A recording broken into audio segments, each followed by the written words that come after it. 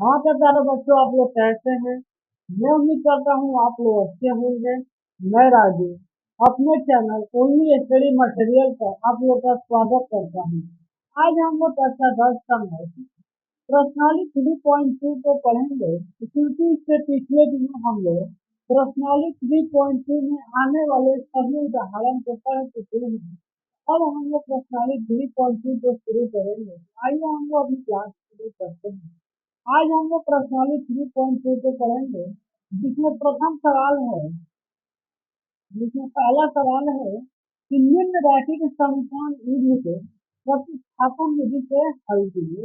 हम लोग को पहले सवाल में लगभग 6 सवाल दिया हुआ है।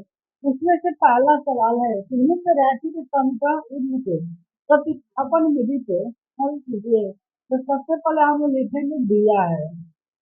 हम तो प्रथम समीकरण दिया एक्स प्लस वाई बराबर 14। फिर दूसरा समीकरण दिया है एक्स माइनस वाई बराबर बराबर 4 है।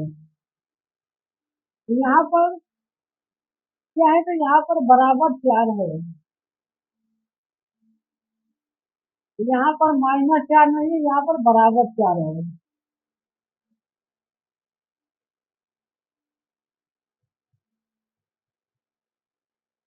यहाँ पर बराबर 4 है।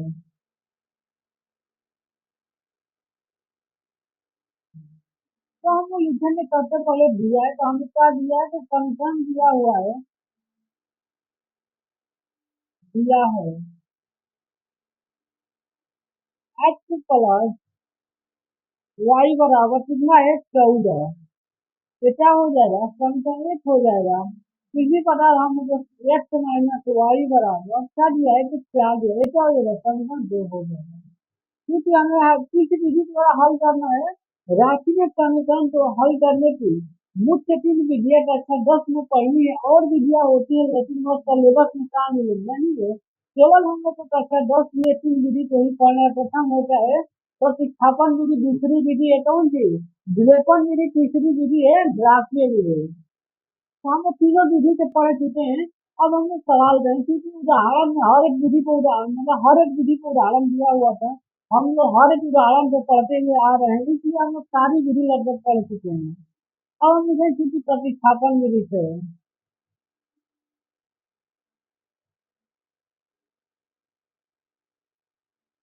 प्रतिस्थापन विधि से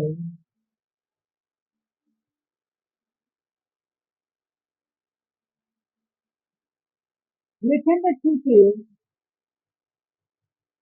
या लिखेंगे क्योंकि मान लीजिए यहाँ पर हम कोई भी समीकरण उठा लेते हैं, लिखेंगे समीकरण 2 से, समीकरण 2 से। समीकरण 2 है हम लोग का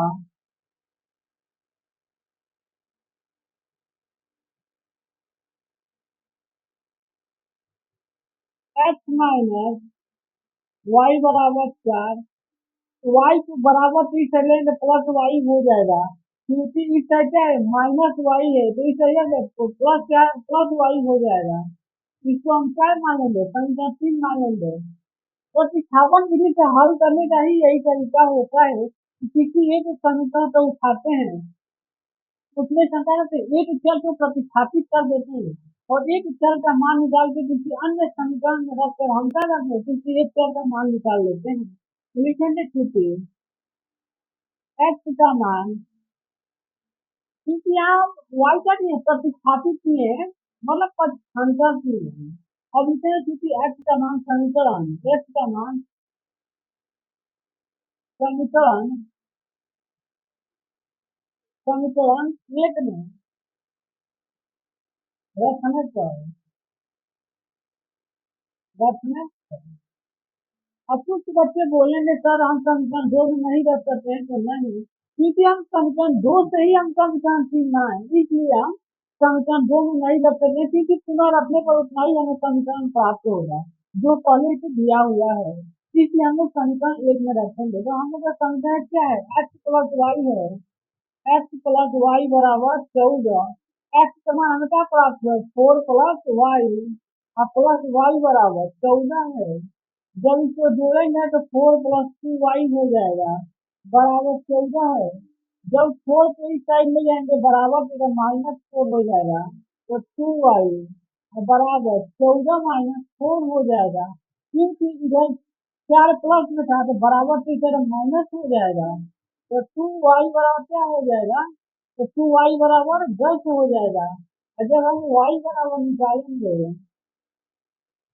जब हम y बराबर निकालेंगे तो क्या हो जाएगा, 10/2, क्योंकि दो यहाँ पे क्या है गुना है तो नीचे का है भाग में हो जाएगा, तो y बराबर 5/2 हो जाए, नहीं 5, केवल 5 आएगा, तो y का मान हमें क्या प्राप्त हुआ है, 5 प्राप्त हुआ है।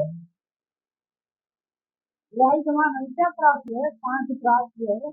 यही हमें क्या हो जाएगा, आंसर हो जाएगा। हमें प्रतिस्थापन विधि से हल करके x और y का मान ही निकालना है, तो हमें y का मान निकल गया है, यही y का मान मिलेगा। अब लिखेंगे स्थिति y का मान, y का मान समीकरण 3 में,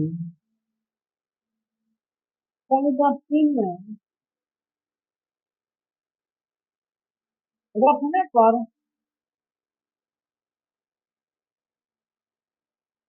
y का मान समीकरण 3 में रखने पर हम तो 3 समीकरण क्या है, x बराबर y प्लस 4 है, x बराबर y का मान हमें क्या प्राप्त है, 5 प्राप्त हुआ है, और प्लस क्या, तो x बराबर क्या हो जाएगा, 9, यही आंसर हो जाएगा हमेशा। x बराबर 9 और y बराबर 5 हमें प्राप्त हुआ है। एक बार और सवाल को हम समझा देते हैं कि सवाल में बोला था कि निम्न रैखिक समीकरण चिन्ह को तो स्थापन विधि से हल कीजिए, तो हमने तो दिया है समीकरण, तो समीकरण 2 दिया है, समीकरण x प्लस वाई बराबर 14 दिया है, दूसरा समीकरण x माइनस वाई बराबर 4 दिया है। हम लिखेंगे क्योंकि प्रतिस्थापन विधि से, क्योंकि सवाल नहीं बोला है कि आपको प्रतिस्थापन विधि से हल करना है, हम लिख लेंगे प्रतिस्थापन विधि से। अब समीकरण 2 को हम उठाए हैं, क्या है, समीकरण 2 है x माइनस वाई बराबर 4, वाई को इस साइड पर अंतर देंगे तो क्या हो जाएगा, प्लस वाई हो जाएगा। हमें x का मान निकल गया, इसे समीकरण 3 मान लेंगे, और जो अच्छी 3 x का मान समीकरण 1 में रखे हैं, क्योंकि हम समीकरण 2 से ही समीकरण 3 बनाए, इसलिए हम क्या करेंगे, x मतलब x के मान समीकरण 2 में नहीं रखेंगे। अब हम इधर समीकरण 1 में रखेंगे, तो हमें प्राप्त हुआ x, y का मान निकल गया, कितना, y बराबर 5 ही प्राप्त हो गया है। अब क्या किए, क्योंकि y के मान समीकरण 3 में रखे हैं, यदि आपको समीकरण 3 में नहीं रखना तो आप 1 में भी रख सकते हैं, यहाँ पर आप 1 2 3 किसी भी समीकरण रखेंगे तो आंसर सेम आएगा। तो हमें क्या प्राप्त हुआ, x के बराबर में प्राप्त हुआ, यही हम क्या होगा, आंसर हो जाएगा। अब हम इसी में दूसरा सवाल दिया है, पहला में ही दूसरा सवाल दिया है, फिर क्या करना है, प्रतिस्थापन विधि से हल करना है, नीचे में क्योंकि दिया है,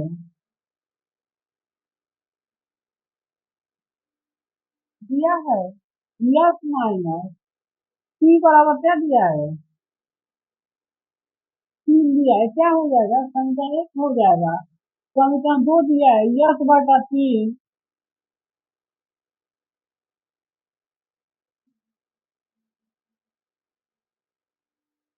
यस/3 प्लस c/2 बराबर क्या है, 6 है, यह समीकरण 2 हो जाएगा।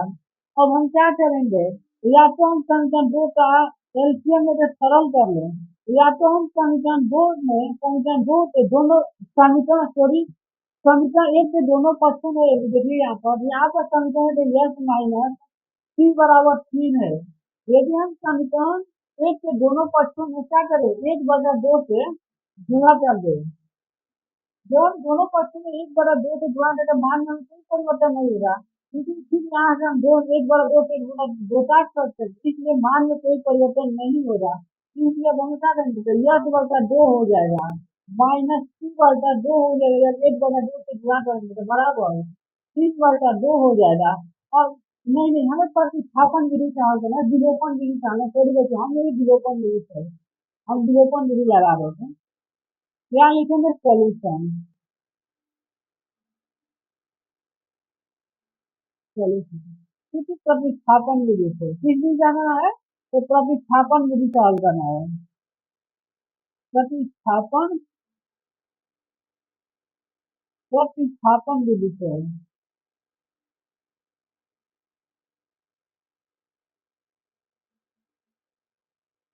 प्रतिस्थापन में जैसे हम लोग हल करेंगे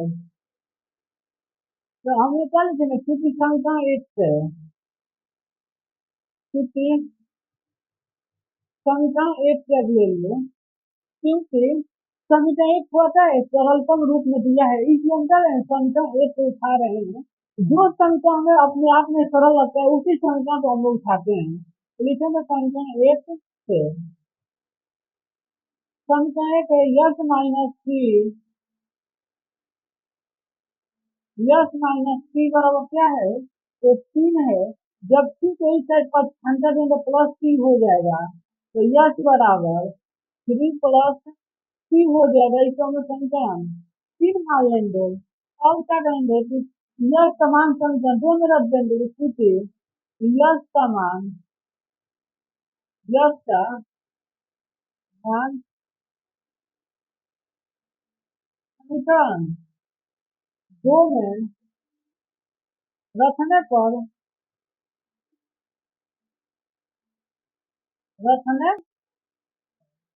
समीकरण तो क्या है, यस बटा 3 प्लस सी बटा 2 बराबर 6 है। यस का मान हमें क्या प्राप्त हुआ, 3 प्लस सी, तो 3 प्लस सी बटा 3 हो जाएगा और प्लस सी बटा 2 हो जाएगा बराबर 6।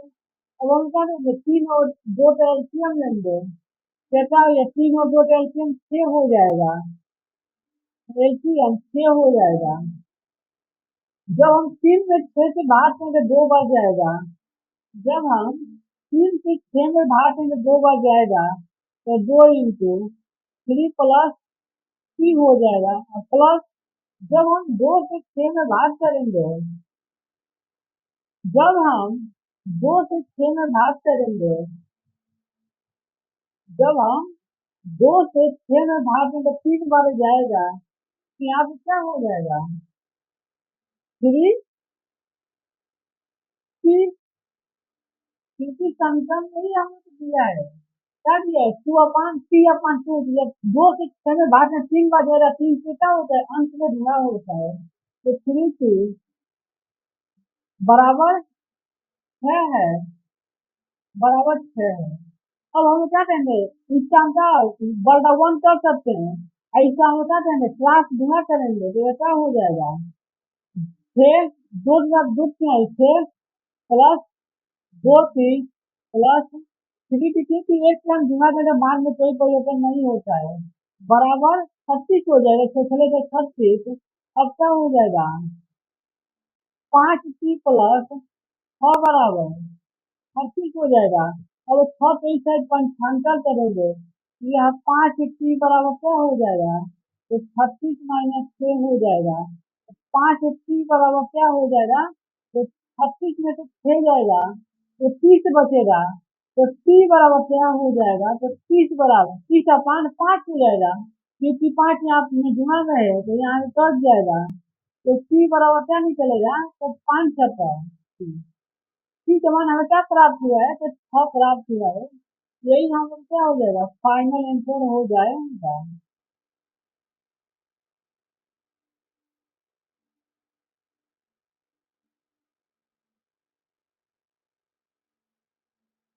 यही हम लोग का फाइनल आंसर हो जाएगा।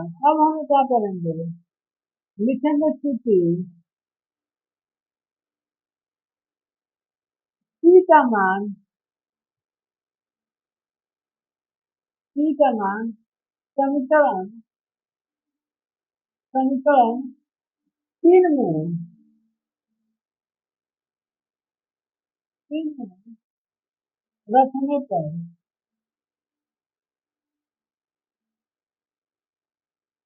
तो हम क्या करेंगे, टी का मान समीकरण 3 में रखेंगे, तो हम लोग का समीकरण 3 क्या है, एक बार देख लेते हैं, हम लोग का समीकरण 3 है यस बराबर 3 प्लस टी, तो संगति में यस बराबर 3 प्लस टी, तो टी के मान हमें क्या प्राप्त हुआ, 6 प्राप्त हुआ है, तो यस बराबर 3 प्लस 6, तो यस बराबर क्या हो जाएगा, तो 30।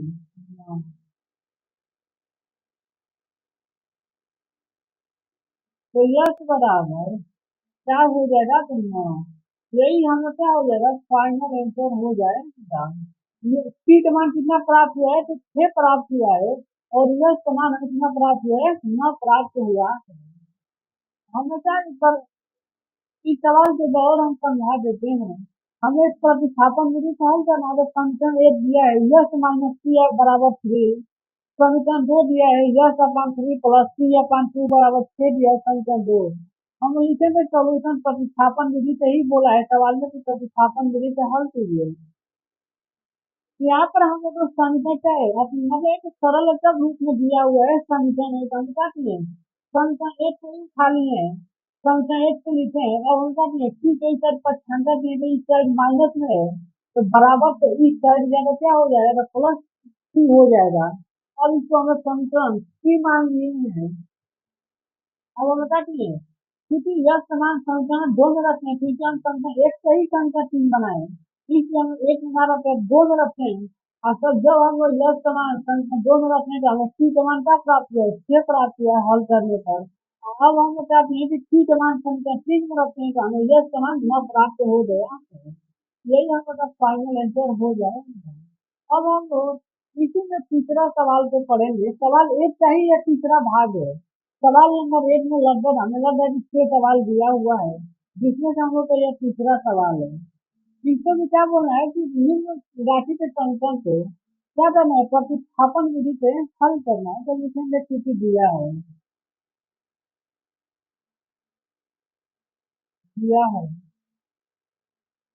क्या दिया है, तो 3x माइनस वाई बराबर क्या दिया है, तो माइनस, नहीं बराबर है ना, यहाँ पर बराबर है, तीन ये क्या है समीकरण एक है, दूसरा है 9x माइनस 3y बराबर क्या है, तो 9, ये क्या हो जाएगा समीकरण दो हो जाएगा।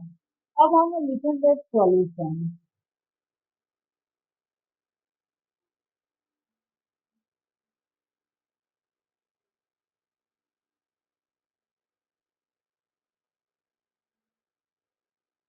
किसी विधि से हल करना है, तो प्रतिस्थापन विधि से हल करना है, तो लिखेंगे किसी प्रतिस्थापन विधि से,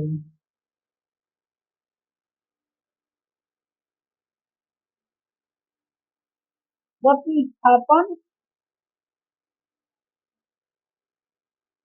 विधि से,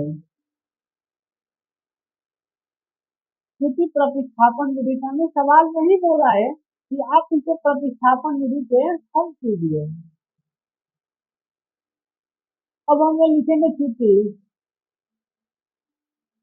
समीकरण एक से, क्योंकि समीकरण एक क्या है, थोड़ा सा सरल रूप में है, समीकरण दो की अपेक्षा समीकरण क्या है, सरल है, समीकरण दो की अपेक्षा समीकरण एक क्या है, सरल है, इसलिए हम लोग समीकरण एक को ही उठा रहे हैं। तो क्योंकि समीकरण एक से आप यदि चाहते हो ना तो आप समीकरण दो भी ले सकते हैं, इसमें कोई डाउट की बात नहीं है, आपकी इच्छा के ऊपर है कि आप किस समीकरण को लेकर हल कर रहे हैं। तो समीकरण एक है 3x माइनस वाई बराबर क्या है, 3 है। अब क्या करेंगे, वाई को इस साइड स्थानांतर करेंगे, तो 3x बराबर क्या हो जाएगा, तो 3 प्लस वाई हो जाएगा। अब इस 3 को क्या करेंगे, नीचे ले जाएंगे, 3 को नीचे ले जाएंगे, तो x बराबर 3 प्लस वाई अपन क्या हो जाएगा, 3 हो जाएगा। इसको हम लोग समीकरण 3 मान लेंगे। अब हम क्या करेंगे कि लिखेंगे क्योंकि x का मान, x का मान समीकरण दो में, मान समीकरण दो में, दो में रखने पर, क्योंकि x का मान समीकरण दो में रखने पर, क्योंकि समीकरण दो हमने बता दिया है 9x माइनस 3y बराबर 9 है। अब हम क्या करेंगे, x का मान हमें क्या रखना है, 3 प्लस वाई अपान 3, तो 9 इंटू 3 प्लस वाई अपान 3 और माइनस 3y बराबर क्या है, 9 है। 3 से 9 काटेंगे, 3 के लिए 9, 3 बार कट जाएगा, तो यह हो जाएगा 3 प्लस वाई माइनस 3y बराबर क्या हो जाएगा, तो 9 हो जाएगा -3y बराबर -3y।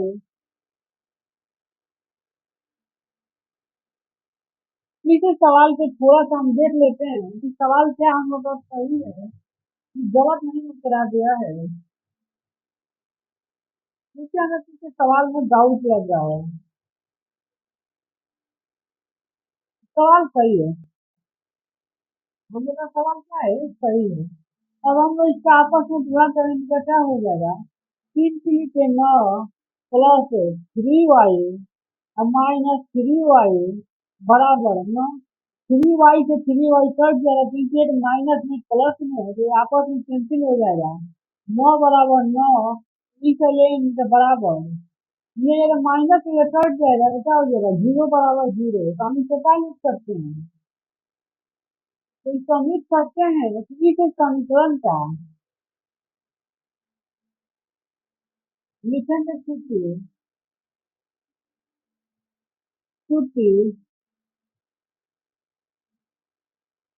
इसका अपरिमित रूप से अनेक हल होगा, क्योंकि इसका अपरिमित रूप से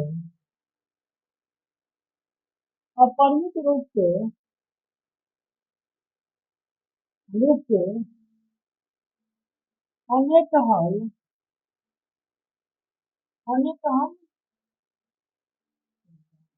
क्योंकि इसका अनेक हल इसलिए होगा कि क्योंकि एक्स और वाई का मान हमें निकल ही नहीं पा रहा, क्योंकि तट पे 0 बराबर 0 आ जा रहा है, इसलिए इसका अपरिमित रूप से अनेक हल होगा। इसके पीछे मैंने पर्सनली 3.1 में समझाए आपको कि यदि A1/A2 बराबर B1/B2 और बराबर C1/C2 हो तो रेखाएं क्या होती है, रेखाएं समपाती होती है। और जब रेखाएं समपाती होती है तो हल क्या होता है, अनेक हल होता है। अपरिमित रूप से अपरिमित रूप से अनेक हल होता है। अब यहाँ पर आप देखिए समीकरण क्या है हम लोग का, यहाँ पर देखिएगा समीकरण एक है यह, तो यदि हम एक का हम तुलना करें तो क्या हो जाएगा, A1 बराबर 3 हो जाएगा, A2 बराबर क्या हो जाएगा, 9 हो जाएगा, बराबर B1 का मान -1 अब B2 का मान -3 बराबर C2 का मान क्या है, 3 है, -3 हो जाएगा, क्योंकि इसके बाद माइनस ही हो जाएगा, और C2 का मान -9 हो जाएगा। तो इनको आपस में हम काटेंगे क्या प्राप्त होगा, 1/3 बराबर 1/3 प्राप्त हो रहा है, तो क्या हो जाएंगे, ये रेखाएं समपाती हैं, और जब रेखाएं समपाती होती हैं तो इसका अपरिमित रूप से अनेक हल होता है। इसलिए इस सवाल का क्या निकला है, अपरिमित रूप से अनेक हल निकला है। क्योंकि ये रेखाएं समपाती हैं, जब रेखाएं समपाती होती हैं एक बार हम वो भी समझा देते हैं कि समपाती रेखाएं का मतलब क्या होता है। जिसमें ये क्या है, मान लेते हैं यह क्या है, ये भी एक रेखा है, और जस्ट इसी के ऊपर एक दूसरी रेखा हो,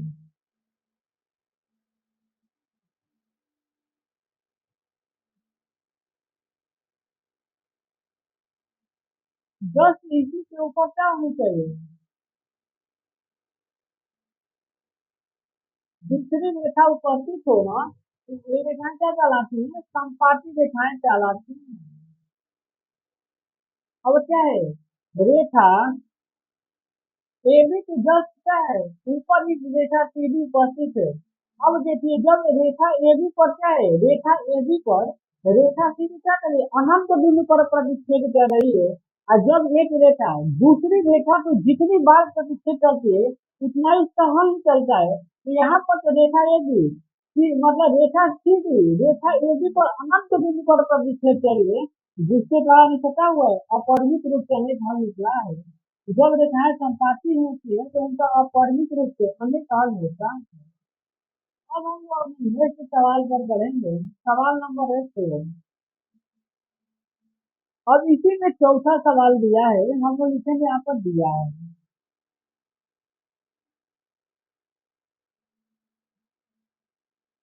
दिया है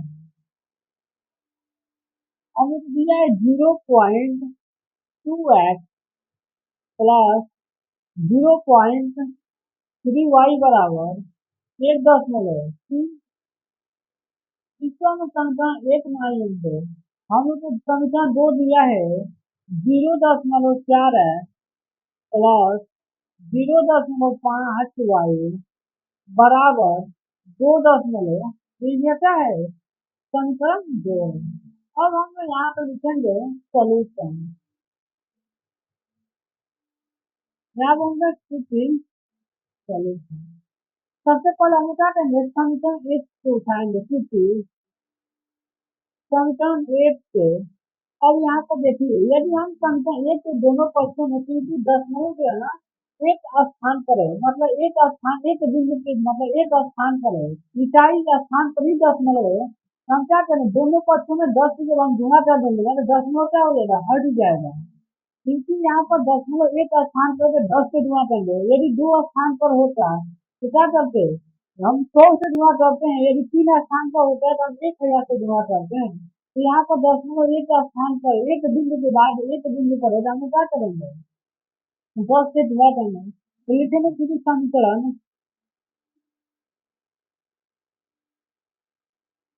एक के दोनों पक्षों में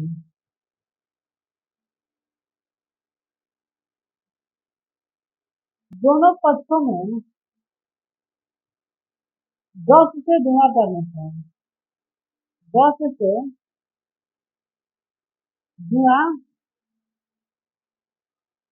करने पर क्यों दस करते हैं क्योंकि दशमलव एक स्थान पर है इसलिए हम बताते हैं 10 से गुणा यदि दशमलव 2 स्थान पर होगा तो हम क्या करते हैं 100 से गुणा करते हैं मतलब 2 स्थान का मतलब ये 10.3 यदि दशमलव क्या होगा 2.2 क्या है मतलब 2 बिंदु के बाद है इकाई दहाई का तो दशमलव इकाई दहाई पर जब दशमलव होता है तो हम क्या करते हैं 100 से गुणा करते हैं यदि इकाई स्थान पर होना तो हम 10 से गुणा करते हैं।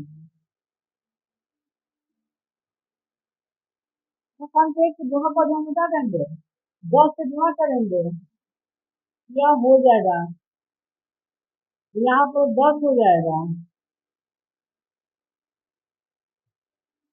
यहाँ पर 10 हो जाएगा 0.2 है प्लस 0.3y बराबर 1.3 इंटू 10 हो जाएगा। अगर इनका 10 में आपस में तो क्या हो जाएगा 2x प्लस 3y बराबर क्या हो जाएगा या 13 हो जाएगा क्योंकि 0 से 1 दशमलव हट जाता है जिससे कि हम इनका आपस में गुणा करें तो यहाँ पर हम समझाते हैं आपको कि कैसे दशमलव हट गया है। जिससे यहाँ पर दशमलव एक आसानी से 2 दशमलव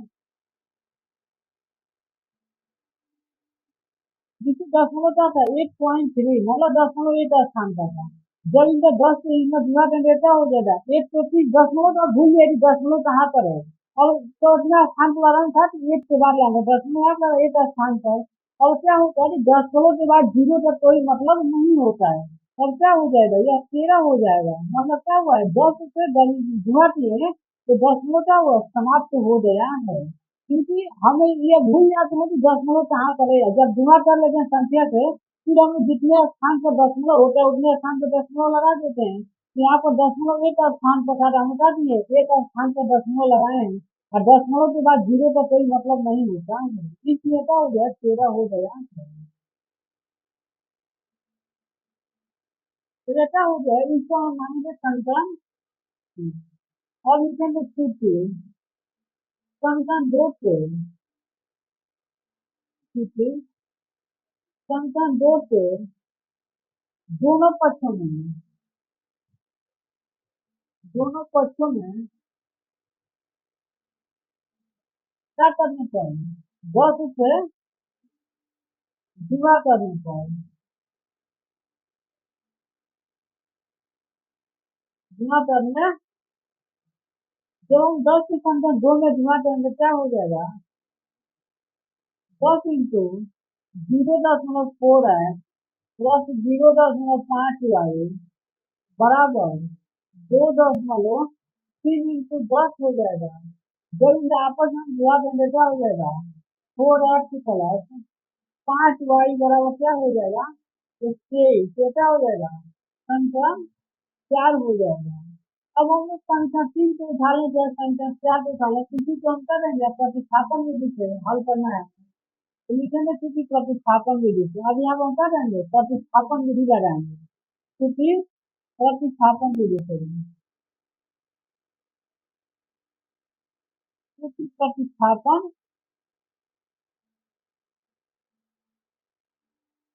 विधि से हम लोग बस उसको क्या किए हैं, समीकरण को दशमलव के रूप में दिया था उसको हम क्या किए हैं, सरल रूप में लिख लिए हैं। आपस में जब हम 10 से गुणा देंगे तो समीकरण तो सरल बन जाए। अब हमें क्या करना है, आसानी पूर्वक हल हो जाएगा, क्योंकि समीकरण कितना से, तो समीकरण 3 से, समीकरण 3 से, समीकरण 3 हम लोग का क्या है, तो समीकरण 3 हम लोग का प्राप्त किया है 2x plus 3y, 2x plus 3y बराबर 13। और क्या करेंगे, 3y को इस तरफ पक्षांतर करेंगे तो 2x बराबर 13 माइनस 3y हो जाएगा। अब 2 तो भाई इधर दोबारा नीचे जाकर भाग में हो जाएगा, बराबर तो इस तरफ जाता है, तो x बराबर 13 माइनस 3y अपान 2। अब ये क्या हो जाएगा, समीकरण 5 हो जाएगा। अब हम लोग यहाँ लिखेंगे q2, x का मान कहाँ पर रखेंगे, ले जाते हैं समीकरण 4 में रखेंगे। अब समीकरण 5 में भी रखते हैं, समीकरण नहीं, हाँ समीकरण हम क्या रखना पड़ेगा, 4 में ही रखना पड़ेगा, क्योंकि x का मान समीकरण 4 में रखने पर, संख्या 4 में रखने पर,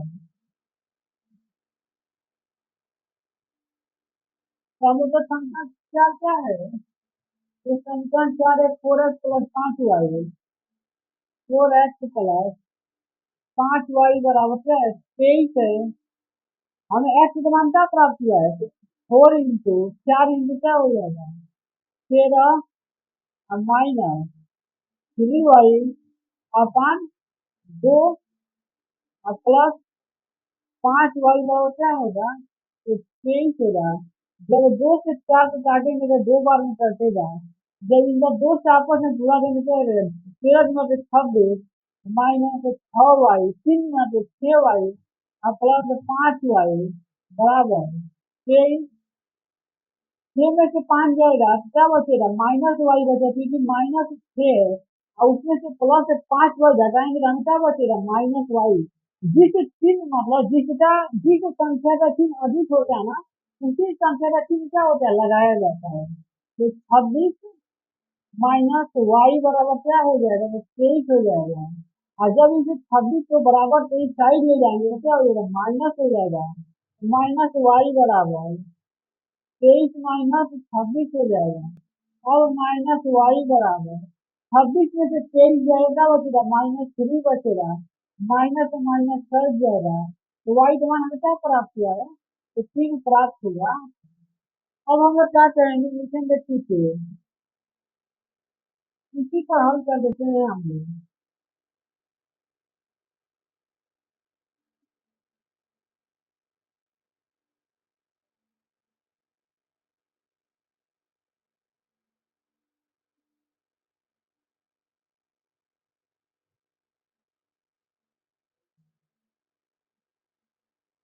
इसी पर हल हो जाएगा, यह सवाल नेक्स्ट पेज पर नहीं जाना पड़ेगा।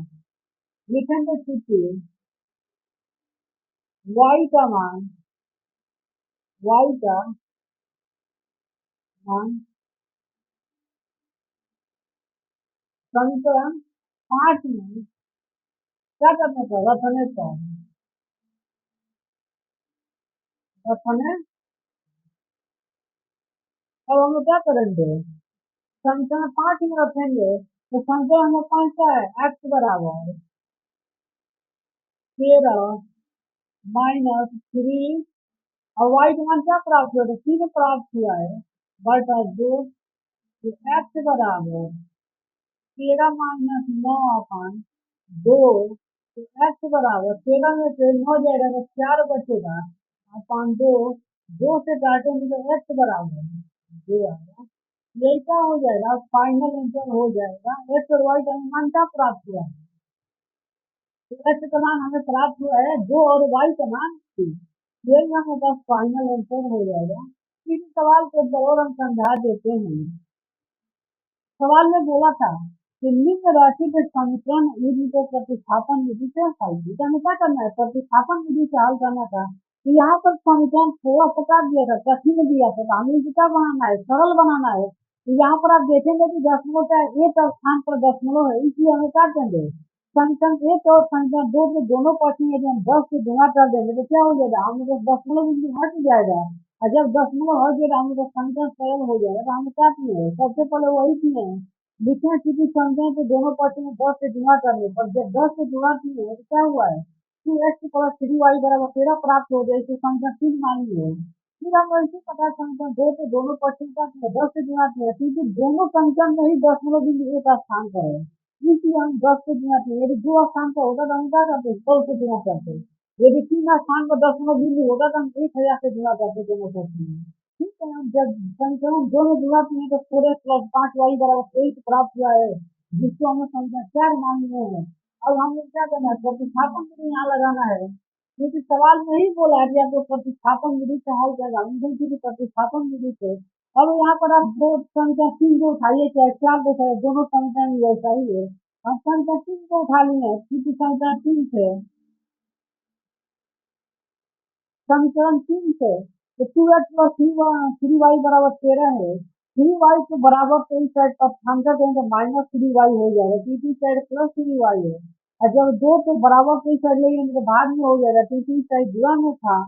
अब x का मान समीकरण कहाँ रखे हैं, ले जाकर 4 में रखते हैं। तो जब x का मान समीकरण 4 में रखते हैं हमें क्या मान प्राप्त हुआ है, y बराबर 3 प्राप्त हुआ है। तो यहाँ से हम क्या किए, 2 से मतलब 4 से 2 बार में कट गया है, 2 से 4 को 2 बार करते हैं। इस 2 से हम क्या किए, इस 13 में भी गुणा किए हैं, और इस 2 से 3y नहीं क्या होगा, जो संख्याएं ब्रैकेट के बाहर होती है ना उनसे गुणा, जो ब्रैकेट के अंदर संख्याएं होती है सभी संख्याओं में ही गुणा होता है। इस 2 से 13 में भी गुणा होगा, और इस 2 से -3y में भी गुणा होगा। तो जब 2 से 13 में गुणा किए तो 26 से प्राप्त हुआ है, और जब 2 से -3y में गुणा किए तो -6y प्राप्त हुआ है। अब बाहर हमें क्या दिया है, 5y बराबर 23 दिया है। 6y में से 5y दे तो माइनस हमें y बचा है। और जब 26 को बराबर 23 है जिसका स्थानांतर देना -26 हो जाए, क्योंकि कैसा है, प्लस में है। अब क्या है, -y बराबर -3 बचा है, माइनस से माइनस कैंसिल हो जाएगा, तो y बराबर क्या प्राप्त हुआ है, 3 प्राप्त हुआ है। अब हम y के मान कहाँ रखते हैं, समीकरण 5 में रखते हैं। आप संख्या 4 में भी रख सकते हैं, 3 में भी रख सकते हैं, संख्या 1 में भी आप रख के मान निकाल सकते हैं, नहीं प्राप्त होगा आपको, नहीं विश्वास है आप रख के देख लीजिएगा, सेम आंसर आएगा। उसे हम क्या किए, y के मान मतलब y के मान है तो 5 में रखते हैं, तो x बराबर 5 क्या है, 13-3y, y के मान 3 है तो रखते हैं अपन 2, तो 3 के लिए तो 9, तो 13-9/2, 13 में से 9 दिया तो 4 बचा है, जब 4 में 2 से भाग में क्या प्राप्त हुआ, 2 प्राप्त हुआ है। तो यही हमें बस फाइनल आंसर हो गया। अब हम लोग मिलेंगे आपसे नेक्स्ट वीडियो में, क्योंकि इसके अगले सवाल जो हम पढ़ेंगे। तो मिलते हैं आपको नेक्स्ट वीडियो में। Thank you, thank you so much. मिलते हैं नेक्स्ट वीडियो में। यदि आपको वीडियो अच्छा लगा हो तो वीडियो को लाइक करें, चैनल को सब्सक्राइब करें और अपने दोस्तों के पास शेयर करना ना भूलें। और यदि आपको वीडियो अच्छा लगा हो तो प्यारा सा कमेंट जरूर कीजिएगा। Thank you so much.